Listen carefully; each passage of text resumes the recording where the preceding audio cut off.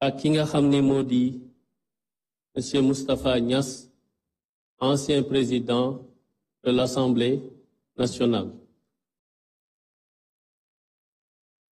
Monsieur le Président de la République, je voudrais d'abord m'excuser auprès de l'assistance et des participants puisque il m'est impossible de me tenir debout plus de 3 minutes, même quand je m'appuie sur ma canne. Ce n'est certainement pas l'âge qui en est l'origine, mais peut-être mon état de santé. Donc si vous me donnez l'autorisation de parler assis, Monsieur le Président, je vous en remercierai beaucoup.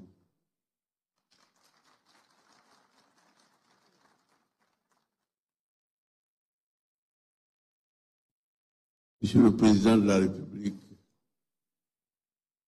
Monsieur le Président de l'Assemblée nationale,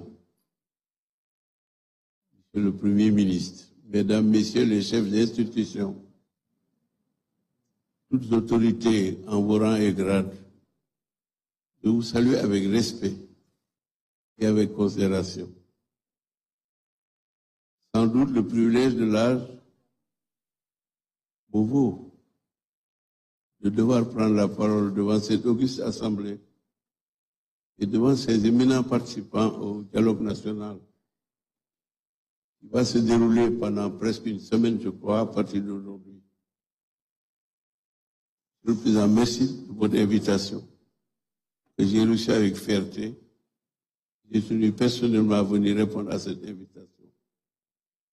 Le parti politique auquel j'appartiens et qui est dirigé par l'honorable député Mbaye est représenté par lui-même et par d'autres camarades qui sont ici présents.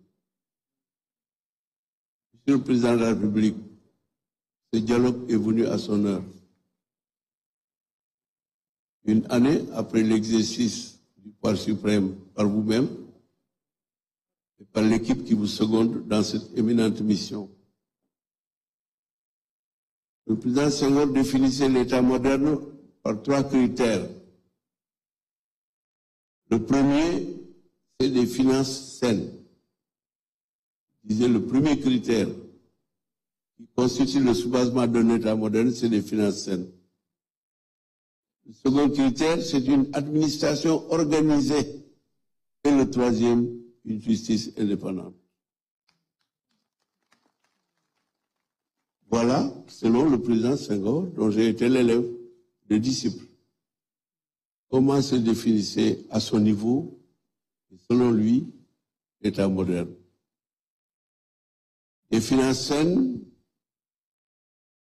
sont des ressources, nécessairement, des ressources internes et des ressources externes, bien gérées, et comme vous le dites souvent, dans la transparence et de manière juste.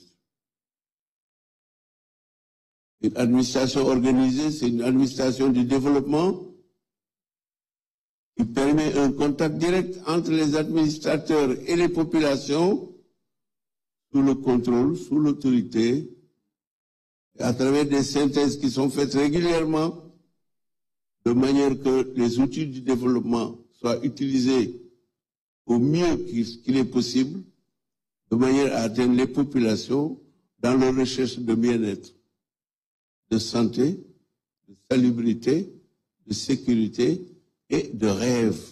Puisque sans le rêve, il n'y a pas possibilité pour l'être humain d'améliorer sa situation ni ses conditions de vie.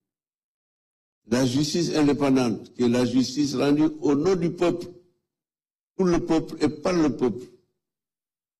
Je commence donc cette brève allocution par cette référence historique. Des efforts humains conduits à partir d'un programme précis,